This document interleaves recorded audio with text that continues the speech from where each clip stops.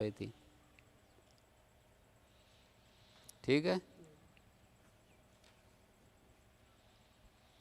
समासत्तौ सप्तम्यां तृतीयामिति वर्तते। समासत्ति है जी।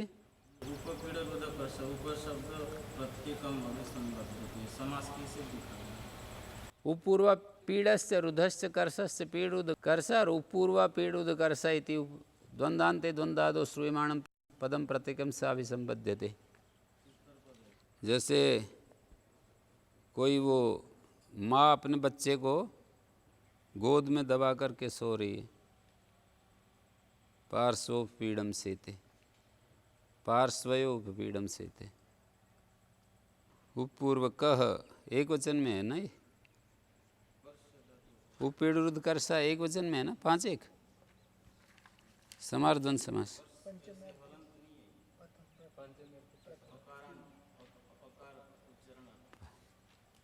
पंचम्यंत में प्रथमा कर रखी। ठीक है। उत्तर पद लोपी समास।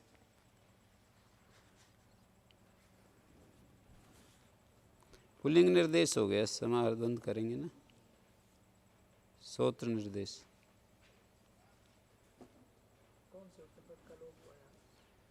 पूर्व शब्द का उपपूर्व पीड़ुद कर्षा इति उपपीड़ रुद कर्षा, पूर्व शब्द का लोप हो रहा है ना। उपपूर्व सूत्र होने से पुल्लिंग निर्देश करणाधिकरण विवक्षा भेदेन उपदेशु विभक्ति द्वयम। सूत्रे तो पंचम्यर्थे प्रथमा है, ऐसे दिया है। समासत्तौ समासत्ति नजदीकता होती है। समासत्ति गम्मान और तृतीया सप्तम्य और उपपदयो धातु नमुल प्रत्यय भवति। केश ग्राम युद्धन्ते केशेषु ग्राहम केशे ग्राहम, ये समास पक्ष है। तृतीया प्रवृत्ति अन्यतरस्याम, और एक बार सप्तम्यंत उपपद बिना समास का रूप एक तृतीयांत उपपद है। हस्तग्राम हस्तेषु ग्राम हस्ते ग्राम युद्ध संरंभाद अत्यंतम सन्निकृष्यन्ते। संरंभ क्या होता है? अश्वघासादिवत षष्ठी समास। कोपादिना मनाक्षव पूर्व को वाक काय विकार संरंभ। युद्धार्थ जो संरंभ है वो युद्ध संरंभ है। कोप आदि के द्वारा मन के क्षोभ पूर्वक जो वाणी और शरीर का विकार है वो संरंभ है। अश्वघासादिवत षष्ठी समास। युद्धस्य संरंभ युद्ध संरंभ षष्ठी समास।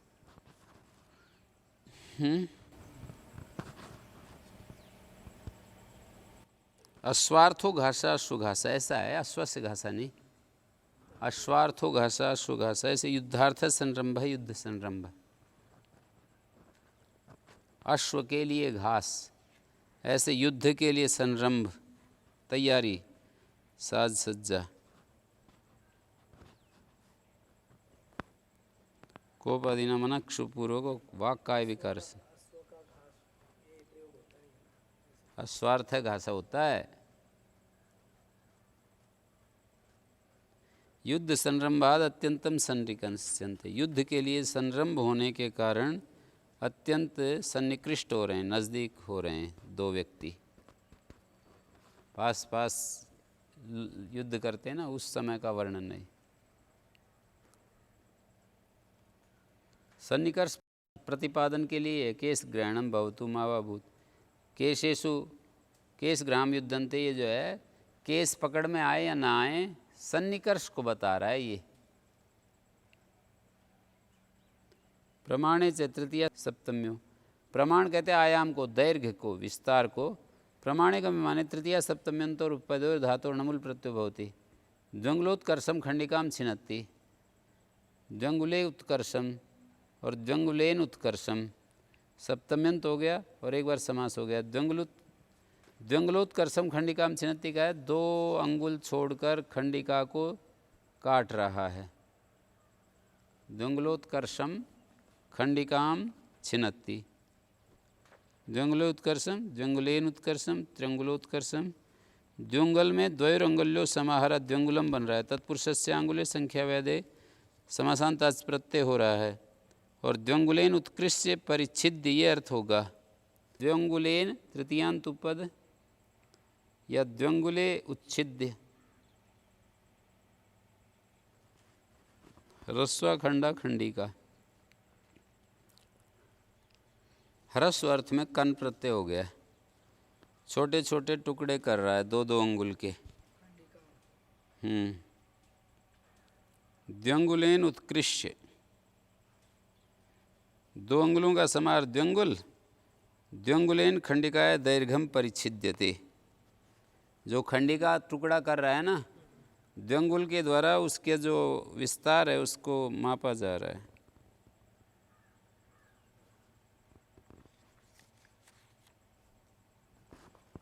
समासांत अच प्रत्यय हो गया अंगुली शब्द से, अच के पर रहते अंगुली के का लोप द्व्यंगुलम बन गया।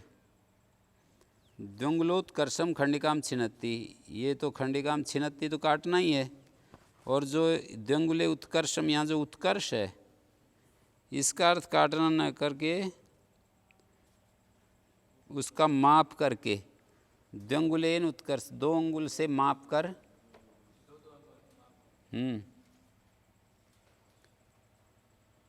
माप करके काट रहा है। यहाँ उत्कृष्ट का अर्थ है माप कर। हमारी जैसे ये अंगुलियाँ हैं वो करोगे तब भी तो ऐसे ही आएंगी।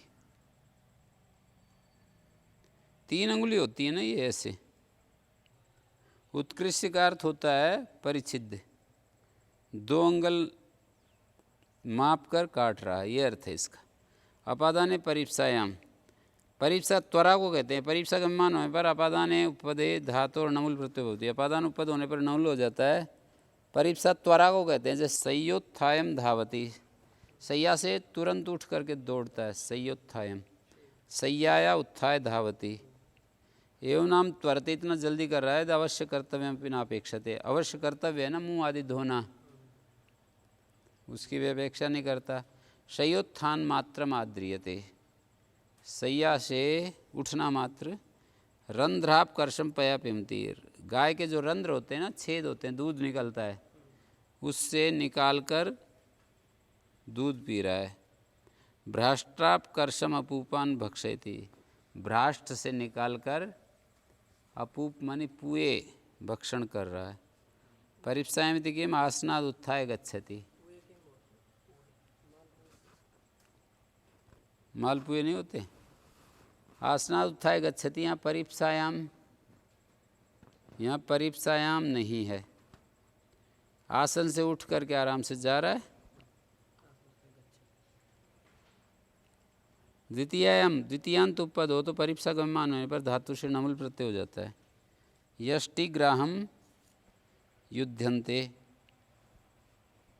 यष्टिग्राहम युध्यन्ते, लाठी लेकर यष्टिम ग्राहम, लोष्ट ग्राहम लोष्टम ग्राहम, एवं नाम त्वरते आयुध ग्रहणम अपि नाद्रियते, इतना जल्दी कर रहा है कि आयुध ग्रहण, कोई अस्त्र शस्त्र युद्ध के लिए चाहिए ना।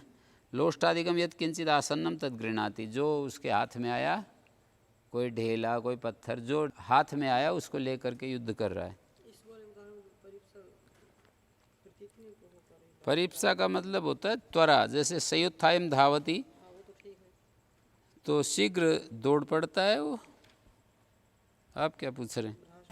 ये उपान भक्षयति, इसमें तो परिप्सा तो समझ नहीं है भाई। यहाँ परिप्सा तुरंत जो है ना, रंध्र से निकाल कर दूध पीता है, गर्म नहीं करता उसको, तुरंत धारोष्ण रूप में पीता है। और दूसरा उदाहरण भ्राष्ट्राप कर्षम अपूपान भक्षयति, इसका अर्थ है कि भ्राष्ट्र से निकालकर पुए खा लेता है उसमें। द्वितीयायाम यष्टिग्राम हो गया। स्वांगे ध्रुवे, अध्रुव स्वांगवाची द्वितीयांत उपपद हो तो धातु से नमुल प्रत्यय हो जाता है। एक तो ध्रुव स्वांग होता है, एक अध्रुव स्वांग होता है। जैसे सिर होता है ना, इसको ध्रुव स्वांग कहते हैं, आँख को अध्रुव स्वांग कहते हैं। ध्रुव वो होता है जिसके कटने पर आदमी मर जाए, अध्रुव वो होता है जिसके कटने फटने पर आदमी मरे नहीं, वो अध्रुव स्वांग। लिखा भी है इसमें, यस्मिन अंगे छिन्ने भी प्राणो न म्रियते, प्राणी मरे नहीं तद अध्रुवम, अद्रवम मूर्तिमत स्वांगम परिभाषा भी की है स्वांग की। प्राणिस्थम अविकारजम अतत्स्थम तत्र दृष्टम चेत तेन चेत तथायुतम। अतत्स्थम तत्र दृष्टम चेत तेन चेत तथायुतम। वहाँ पर स्वांग की परिभाषा भी की है कि जो अद्रव हो, पिंगला हुआ हो, जैसे नासिका में से सफ़ेद सफ़ेद निकलता है गाढ़ा जुखाम के बाद, तो उसको स्वांग नहीं कहेंगे क्योंकि वो द्रव है।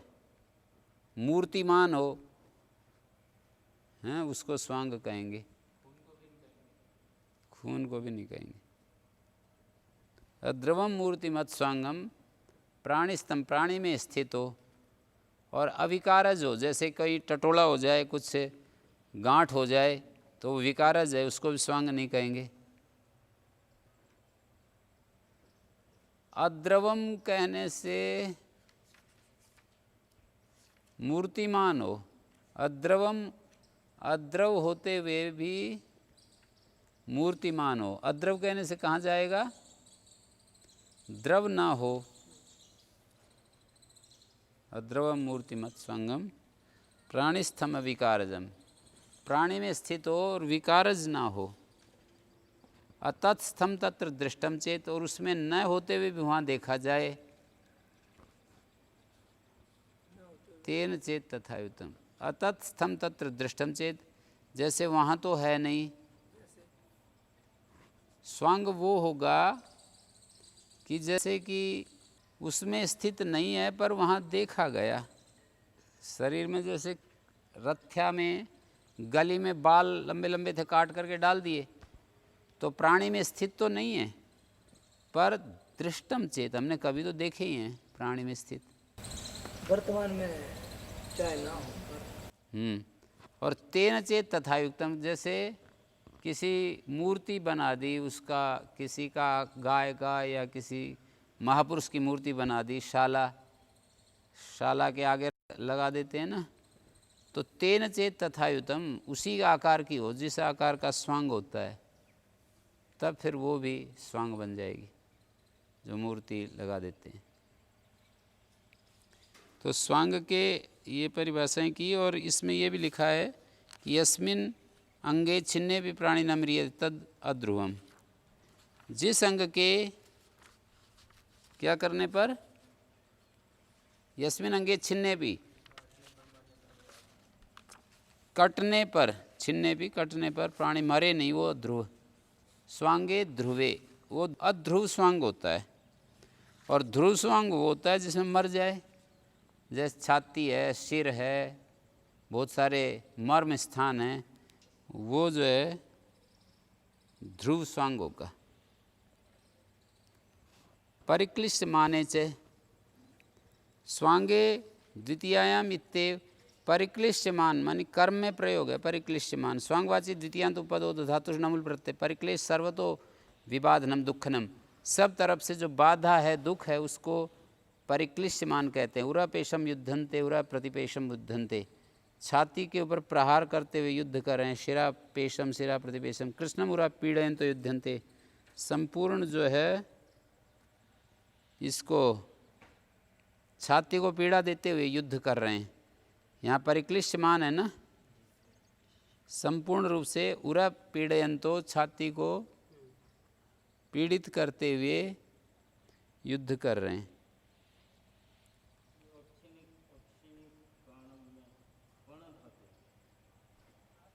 अक्षिणी काणम जलपति, कण निमीलने, अक्षिणी नहीं, अक्षी निकाणम, नी उपसर्ग कण धातु है।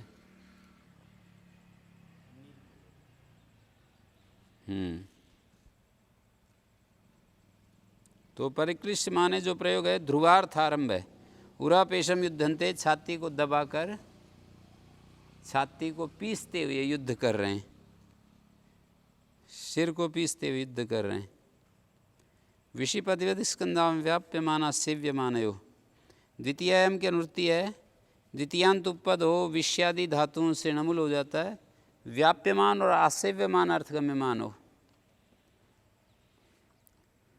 व्याप्यमान और आसेव्यमान, विषयादि भी क्रिया भी अनवयवेन पदार्थानाम संबंधो व्याप्यमान होता है व्याप्ति।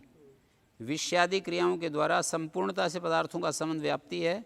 और तात्पर्य में आसेवा, तत्परता, तात्पर्य तत्परता, ये आसेवा है। द्रव्य में व्याप्ति होती है, क्रिया में आसेवा होती है। गेहानुप्रवेशम आस्ते समासेन व्याप्त्यासेवयो उक्तत्वात् नित्यवीप्सयोति द्विर्वचनं न भवति। समास के द्वारा व्याप्ति और आसेवा के कह दिए जाने से, समास के द्वारा व्याप्ति आसेवयो उक्तत्वात् नित्यवीप्सयो द्विर्वचन नहीं होता है, समास पक्ष में नहीं होता है। असमास पक्ष में तो व्याप्यमानतायां द्रव्यवचनस् दुर्वचनम आसेव्यमानतायां क्रियावचनस् तथा च वक्ष्यति शुभसु वीप्सा तिंगसु नित्यता। उदाहरण देखिए, गेहम गेहम अनुप्रवेशम आस्ते, यहाँ पर वीप्सा है, समास नहीं हुआ। गेहम अनुप्रवेशम आस्ते, यहाँ आसेवा है। गेहम अनुप्रवेशम दुर्वचन हो गया। और गेहम गेहम अनुप्रवेशम आस्ते, यहाँ गेहम जो द्रव्यवाची शब्द था उसको वो हो गया, दुर्वचन हो गया। गेहम गेहम अनुप्रवेशम आस्ते, घर घर में घुस कर बैठें या घर में घुस घुस करके बैठें, ऐसे दोनों ढंग से बोलते हैं ना। घर में घुस घुस करके बैठें, घर घर में घुस करके बैठें, दोनों का अर्थ थोड़ा अंतर है ना। घर में घुस घुस कर बैठे हैं, इसका मतलब है एक ही घर में कई हैं, बाहर ही नहीं निकलते, बस अपने अंदर घुसे रहते हैं। और घर घर में घुस कर बैठे हैं, बहुत सारे लोग हैं किसी गांव के, उनके बारे में कह रहे हैं कि घर घर में घुस कर बैठे हैं, बाहर नहीं आते। जैसे हम कह दें कि कमरों में घुस घुस करके बैठे हैं, बाहर निकल करके नहीं आ रहे। कमरे कमरे में घुस करके बैठे, कमरे कमरे में घुस करके बैठे हैं, यहाँ तो द्रव्य की विप्सा हो गई। और घर में घुस घुस करके बैठे हैं, ये क्रिया की आसेवा है, क्रिया में आसेवा बताई गई। तत्परता, क्रिया में तत्परता बता दी। समास के द्वारा व्याप्ति में नित्य व्यवसाय क्यों नहीं हुआ दुर्वचन? नित्य व्यवसाय से कहाँ? समास की व्याप्ति, समास से व्याप्ति द्वारा कहाँ पर लिखा है? क्या लिखा है? जो उदाहरण दिया, गृह अनुप्रवेशमास्ते के बाद समास से व्याप्ति आसेवयो उक्तत्वात्। समास जो होता है विप्सा और आसेवा को कह देगा तो नित्य विप्सा सूत्र दुर्वचन करने वाला नहीं लगेगा। नित्यता और विप्सा को समास ही जब कह डालेगा तो उसमें फिर वो नहीं होगा। प्रयोग को देख करके समास कह देगा। असमास पक्ष में नहीं होगा ना? असमास पक्ष में तो हो जाएगा। गेहम गेहम अनुप्रवेशम आस्ते, गेहम अनुप्रवेशम आस्ते, गेह अनुप्रपातम आस्ते, गेहम गेहम अनुप्रपातम आस्ते, गेहम अनुप्रपातम आस्ते, पदी धातु गेह अनुप्रपातम आस्ते, गेहम गेहम अनुप्रपातम आस्ते, गेहम अनुप्रपातम आस्ते। इसके अंतर्गत शोषण हो, गेहावस्कंदम आस्ते, गेहम गेहम अवस्कंदम आस्ते। घर घर पर आक्रमण करके बैठा है, गेहावस्कंदम। और दूसरा गेहम गेहम अवस्कंदम आस्ते।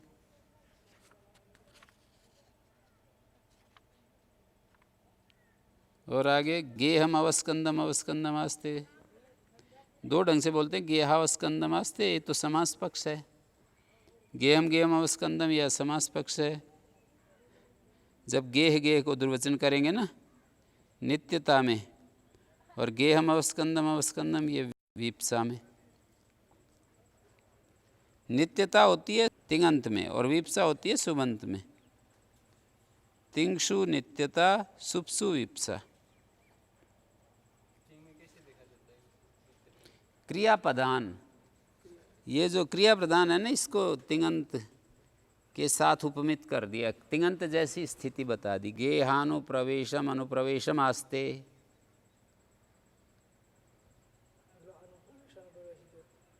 अनुप्रवेशम ही जो है विषय बन रहा है, नित्यता का विषय।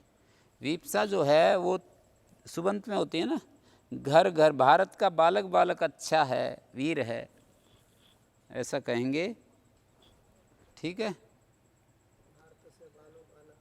व्याप्यमाना से विमान यदि किम गेहम अनुप्रविश्य भुंगते, या ना तो व्याप्ति है ना नित्यता है, तो गेहम अनुप्रविश्य भुंगते, घर में घुसकर खा रहा है।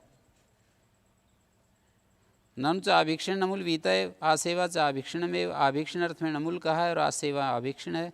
किमर्थम पुनरासेवायाम नमूल उच्यते, आसेवा में नमूल क्यों कर रहे हैं? कत्वा निवृत्त्यर्थमिति चेत न, कत्वा को हटाने के लिए कर रहे हैं तो ये ठीक नहीं। इष्टत्वा तस्य, कत्वा के इष्ट होने से। द्वितीय उपपदार्थम तरिवचनम, द्वितीय उपपद के लिए वचन है, उपद समासा पक्षेथा स्यात् तेन ही सति उपपद अभाव। द्वितीय उपपदार्थम तरिवचनम, द्वितीय उपपदार्थम तरिवचनम, द्वितीय उपपद द्वितीयायाम च इति अधिकारात् द्वितीयांतस्य उपपद संज्ञा लभ्यते।